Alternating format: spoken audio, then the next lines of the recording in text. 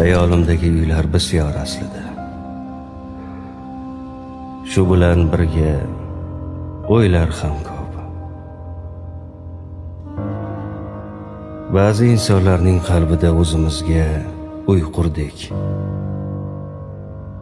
Ba'zi uylarga sig'madik. Ba'zi uylar juda katta edi. Ichida yolg'iz qoldik. Ba'zi uylar zulmat edi.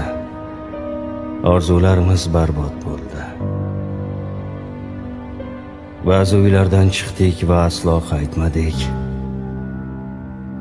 Ba'zi uylarga esa hech ham qayta olmadik, chunki boshqa joylarda sarson bo'ldik.